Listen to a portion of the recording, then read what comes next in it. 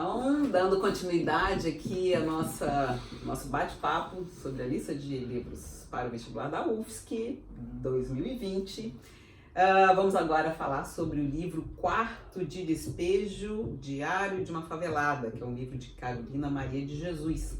O livro foi publicado pela primeira vez em 1960.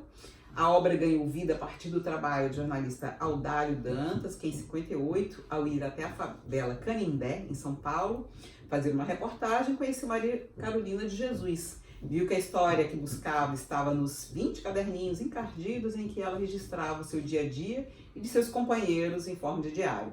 A edição foi feita tentando preservar a linguagem dela, que contava com apenas a segunda série do antigo primário. Maria Carolina Mineira, nasceu em 1914 e morreu em 1977, e a obra retrata sua vida na favela Canindé, para onde migrou nos anos 50. A favela foi desocupada em meados dos anos 60 para dar origem à Marginal Tietê. Então, o que a gente pode destacar aqui, já nesse contexto aí do que a gente vem trazendo aí dessas outras obras? Eu acho que é bem interessante a gente perceber esse movimento das universidades, não só da UFSC, né, mas de algumas das principais provas de vestibular do Brasil, de inserir a Carolina Maria de Jesus como leitura obrigatória. Observa que a gente tem esse livro na UFSC, no vestibular da CAF, por conseguinte, né, mas temos também na Unicamp, na URGS, na Unicentro, lá no Paraná. Então a gente percebe que o livro está ganhando uma visibilidade maior nas provas, né, e isso me parece realmente essa tendência de fazer esse olhar, como a gente conversava lá no início, para aqueles cuja voz costuma ser silenciada, para aqueles cuja imagem costuma ser invisibilizada. Então, e eu acho interessante também que a gente perceba que tem mudado muito a nossa percepção também sobre o fenômeno literário. Até antes desse nosso bate-papo aqui na frente da câmera, a gente conversava, né, informalmente sobre, por exemplo, como a canção tem sido vista como literatura, né? Quando a gente tem lá na Unicamp os Racionais MCs, por exemplo, como leitura obrigatória, né? Então, é interessante perceber que a Carolina, ela realmente não se utiliza de uma linguagem de acordo com a norma culta padrão da língua portuguesa, e durante muito tempo a literatura dela não foi considerada como literatura. Né? Na época de sua publicação, né, não era considerado literário o texto, ele era objeto da curiosidade das pessoas, de uma curiosidade sociológica, mas não era visto, por exemplo, como uma obra literária, pelo menos na maioria das situações aqui, e na própria comunidade acadêmica não se reconhecia valor literário ao texto. E hoje o entendimento é diferente.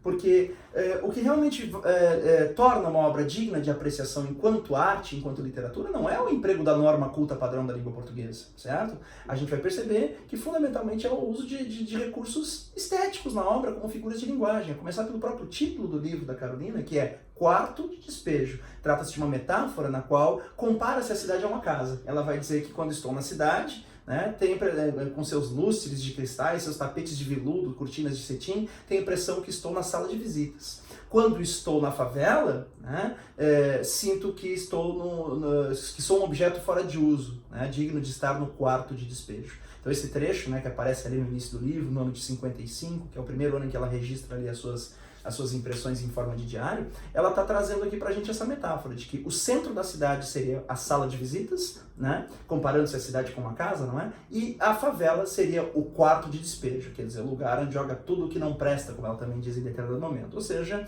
a sensação que ela tem de ser tratada como lixo social, de ser, né, rejeito, de ser, né, o resto, aquilo que sobra, aquilo que não tem lugar. Então o livro já começa no título como uma poderosa metáfora. Mas são muito interessantes as imagens poéticas que a Carolina produz no livro, mesmo a partir do olhar de uma pessoa justamente semi-escolarizada, mesmo assim, ela tem realmente uma capacidade de poetizar o mundo à sua volta, quando ela diz, por exemplo, a noite está tépida, o céu cheio de estrelas, e eu que sou exótica gostaria de recortar um pedaço do céu para fazer um vestido. Cara, é incrível, é lindo isso. E se a gente for perceber, né, o texto dela, ele vai trazendo, inclusive às vezes ela tem um ouvido poético. Tem uma hora que um dos companheiros ali da Carolina, uma das pessoas que vive na favela, chega e diz assim: sabe, Carolina, depois que morreu Maria, nunca mais amei ninguém. Então aí ele, sabe, Carolina, sou um homem infeliz, depois que morreu Maria, nunca mais amei ninguém. A Carolina diz assim, então eu percebi que ele tinha falado uma quadrinha. Eu acho esse trecho muito interessante porque ela ouve a fala do cara e ela percebe que a fala dele tem uma métrica, tem uma métrica, tem uma constância sonora. Então ela tem um ouvido poético. É uma coisa muito interessante o talento que essa mulher tem com a linguagem. E aí a gente pode observar quantas Carolinas, ou seja, quantas pessoas, né, com talento, com inteligência, né, com genialidade até eu diria, né, mas que vão ter desperdiçada essa condição de alçar maiores voos, quem sabe no conhecimento da linguagem, enfim. Ela tem uma linguagem própria e nada diminui, né, o valor artístico da obra dela, mas percebe que essas potencialidades todas, né, elas poderiam ter sido muito mais exploradas se ela tivesse acesso aos bens simbólicos que nos garantem, né, cidadania, né, ou seja, a questão da escolarização, do letramento. Então, quer dizer, mesmo não tendo acesso ou sendo boicotada no acesso a esses bens simbólicos, né, cultura, educação, enfim, ela lutava muito para poder, ao seu modo, ter acesso. Então, ela catava livros no lixo. Teve uma época que ela trabalhava como empregada doméstica na casa de um médico e ela pedia para ficar lendo o expediente para depois ficar lá na biblioteca do cara lendo os livros que ele tinha. Então observa o fascínio que ela tem, né, pelas letras. Eu acho que aqui é um tema interessante também, a maneira como a literatura, né, e a arte podem mudar a vida das pessoas. A gente vê isso em Capitães da Areia com um personagem chamado Professor, né, que é um professor que vai, o professor é o personagem que muda de vida também a partir do momento em que ele vai buscar a sua carreira artística e tal. Então ele também tinha um fascínio pelos livros, pela literatura, e isso muda a vida das pessoas, tá certo? Então isso é muito interessante e aparece também como uma conexão temática possível entre livros aqui, tá? O livro da Carolina, então, ele é escrito em forma de diário, tá? Com o registro mesmo de dia e mês, né, e ano, produzido ali entre 1955 e 1960, né? Tem 2 anos ali que fica um lapso, né? Não há registros dos anos de 56 e 57, tá? Então é 55, 58, 59 e 1º de janeiro de 60. Tá? E realmente ela escrevia nos caderninhos encardidos aqui, que encontrados no lixo serviam de suporte para a escrita da Carolina na forma de diário. Mas uma coisa muito importante que vocês também devem saber é que ela tinha uma consciência do seu processo de escrita e sabia que seria lida. Ou seja, ela era obstinada, ela dizia, estou escrevendo um livro e pretendo publicá-lo. Com dinheiro, hei de sair da favela para residir num núcleo mais decente, fecha aspas. Ou seja, ela está dizendo que ela sabe que ela vai conseguir publicar. Olha que interessante isso, porque antes mesmo de conhecer o Audálio Dantas, o que, como a Cíntia falou, aconteceu apenas em 58, lá em 55 ela já registra nos primeiros cadernos dela de diário que ela está escrevendo um livro que vai publicá-lo, né? Conhecer o Audálio Dantas foi algo que facilitou esse processo, que favoreceu o processo de publicação, porque ele tinha o quê? Os contatos, né? Dentro dos caminhos do processo editorial. Mas ela sempre batalhou para publicar seus textos. Pouca gente sabe, mas antes da publicação do livro, ela já tinha, logo que chegou ao Rio de Janeiro, a São Paulo, perdão, ela conseguiu publicar um poema dela num jornal sobre Getúlio Vargas. Porque ela ia batalhar para publicar seus textos. É uma coisa impressionante como ela batalhava, lutava, né, para ter esse reconhecimento. Ela se dizia, sou Carolina, a escritora negra, a poetisa negra, certo? Então, que figura incrível, que figura impressionante e que grande exemplo, né, de valorização mesmo daquilo que para nós às vezes é tão banal, né, que é o acesso, né, aos livros, à literatura, à cultura, né, mas que para muita gente é um obstáculo terrível, né, para conseguir chegar lá. Agora eu fico imaginando nos próximos anos aí, com esses projetos aí de privatização da educação, né, com esse fatúrice aí que vai tornar a universidade cada vez de mais difícil acesso para as camadas populares. É algo realmente lamentável, mas, enfim, precisamos reagir a isso, e eu acho que o livro da Carolina nos faz pensar um pouco também sobre o fato de que é um grande privilégio a gente ter acesso a esses bens, né, imateriais aí que são, né, a leitura, né, a escrita, a cultura, enfim. Sim. Só uma parte ali, na apresentação ali do Audálio, né, ele fala desse processo dele de edição, que ele procurou deixar o máximo, ele tirou as repetições. Exato. E mexeu na pontuação. Isso eu falo sempre para os meus alunos, porque a pontuação é que dá alma ao texto. Exato. O resto, ele deixou praticamente até os erros de ortografia dela, ele manteve para ter a voz original dela, né? Então isso, de uma certa forma, também dá uma força ao texto, e ele mexeu algo com a pontuação justamente para dar essa vida, né, ao texto. E trazendo aqui para o Marcelo, para fazer o gancho aqui com a questão das cidades, pensando aí no processo anos 60, 50, urbanização, crescimento das metrópoles, né? As favelas, o que elas representam nessa história, essa coisa de tirar, Deus tirou para sair o Tietê, aí as pessoas da favela são jogadas para a periferia. Então, assim, como é que isso se dá aí na nossa história? Primeiramente, deixa eu dar uma retificada que eu comentei que no início do nosso primeiro bloco, eu confundi a publicação do livro com a morte dela. Ela morreu em 77, mas o livro, o diário foi feito nos anos 50 e publicado nos anos 60. Então, só essa retificação aí.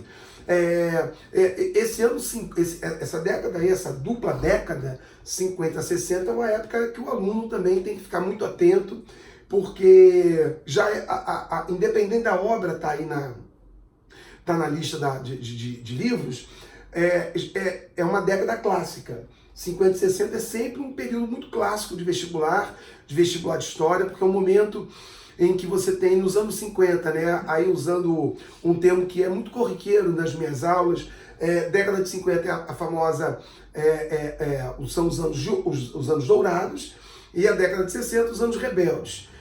Então isso aí foi muito também popularizado pela Rede Globo de TV, quando lançou essas duas minisséries, né, os anos dourados e os anos rebeldes. E aí isso ficou, e os vestibulares ainda tratam assim esses períodos, que eu acho também que fica até bacana, fica meio poético e mais ligado à juventude, né, de dois períodos distintos. Então isso, independente de qualquer coisa, década de 50 e 60 é sempre um clássico, e vale lembrar, né, a década de 50 ela é marcada pelo governo do JK, não foi só o JK, né, mas é o governo que marca esse período, né, a segunda metade da década de 50, a primeira metade é Getúlio Vargas. Então esse período é marcado principalmente pelo otimismo do JK. Então o JK, com seu processo de urbanização, modernização, ele dá um outro salto que foi iniciado por Getúlio, né? Getúlio iniciou a urbanização da base com as estatais, e o JK, ele é que sistematiza o tal do nacional desenvolvimentismo, que marcou inclusive o governo Lula agora recentemente. Então o nacional desenvolvimentismo do JK foi quando você trouxe aí a presença do capital privado nacional, capital multinacional e capital estatal. Então com isso o Brasil tem um boom, São Paulo acaba atraindo boa parte desse capital porque já tinha uma infraestrutura para atrair esse capital, e é quando você tem um processo bastante acentuado de favelização no Brasil, porque você tem um êxodo rural.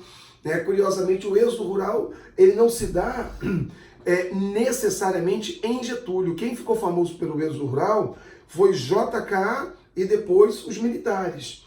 Eles são o maior contingente de populações do êxodo rural se dá nesses dois momentos da história do Brasil, a JK e depois a ditadura militar. O João Goulart está nessa leva aí também, é claro, Getúlio Vargas foi também importante, mas é JK o cara que é o responsável. Então o êxodo rural ele não é acompanhado de forma alguma de políticas públicas de inclusão dessa população. Tanto é que no Rio de Janeiro você tem a criação da Cidade de Deus, né, a famosa Cidade de Deus.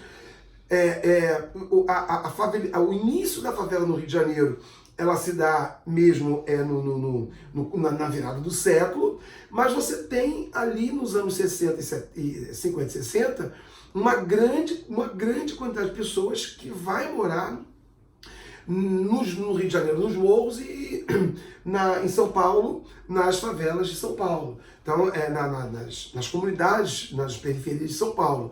Então, é esse fenômeno de urbanização desenfreada, sem o menor planejamento. E quando eu falo planejamento, vamos incluir aí, quando se pensa em planejamento, se pensa em avenidas, ruas, portos, aeroportos, ferrovias.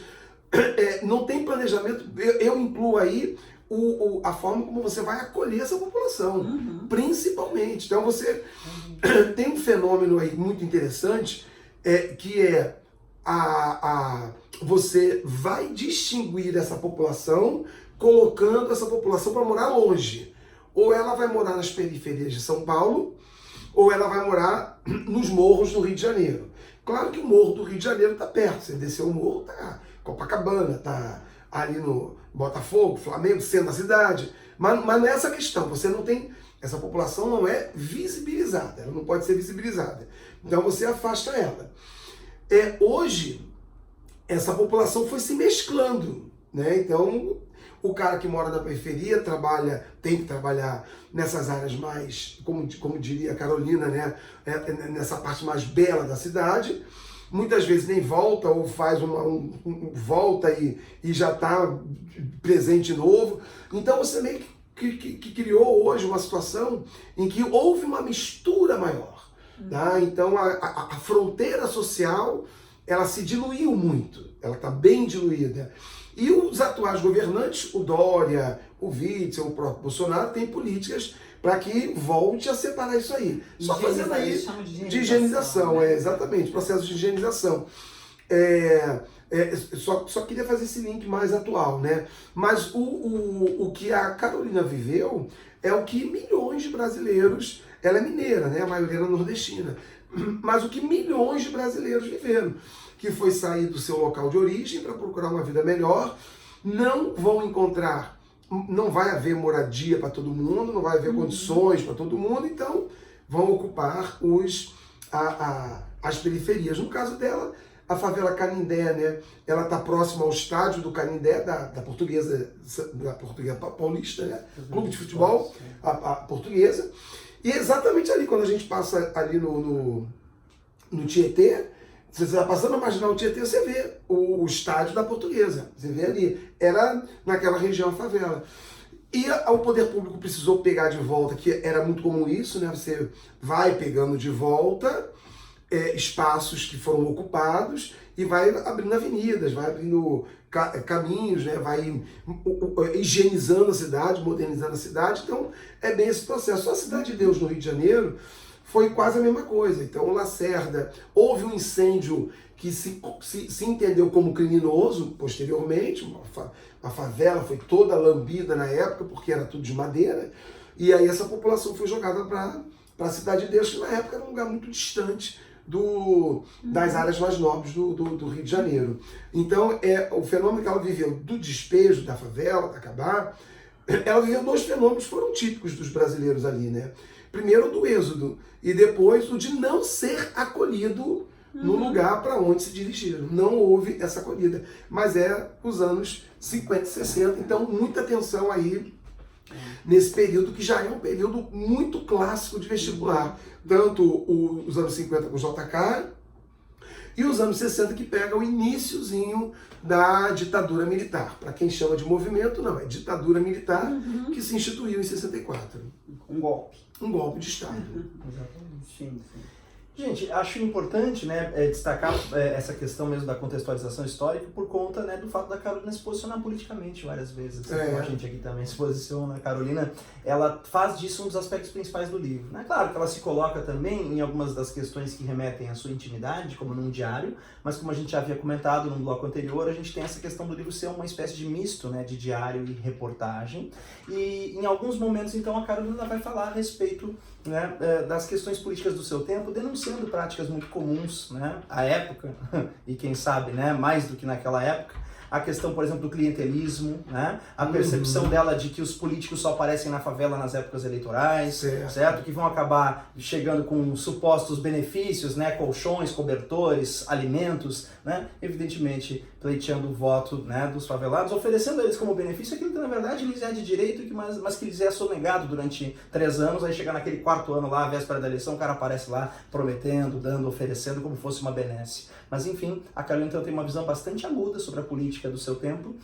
Em alguns momentos ela pode externar algum posicionamento um pouco mais ingênuo, né, como por exemplo, espero que os políticos extinguem as favelas, ela escreve assim, tá? Mas em outros momentos ela tem uma percepção absolutamente crítica, né, a respeito do JK, inclusive, ela realmente, como está à margem, né, ela já não vai ver como dourado o período, mas vai ver como um período, digamos, de latão aqui, para fazer uma analogia, que ela vai chegar e vai dizer, olha, né, o que o seu Juscelino tem de aproveitar, vê a voz, parece um canário dentro da gaiola, cuidado, né, um sabiá dentro da gaiola, e o catete seria a gaiola, faz uma comparação, ela usa muitas metáforas, né, então ela diz que ele está lá protegido dentro do palácio do catete, mas que um dia, né, o povo é um gato, nós, o povo, somos os gatos, que queremos, né, acabar com o sabiá, então ela pega e faz uma metáfora ali, de que o povo está com raiva, né, daquele governante que quer a cabeça dele. Curiosamente, claro, né, ela está se referindo à condição daqueles para os quais não há política alguma, né, então não existem políticas políticas públicas para aqueles que estão completamente à margem. E ela observa isso e se posiciona categoricamente a respeito. Então é muito importante. Posições dela a respeito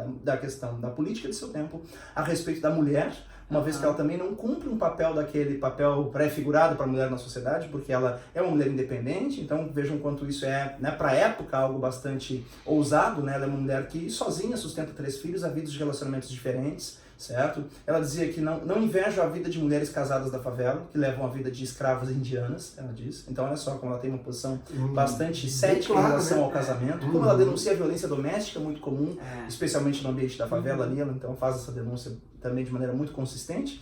E além da posição sobre política e sobre a condição da mulher, também a questão da negritude, ela que enfrenta o preconceito racial.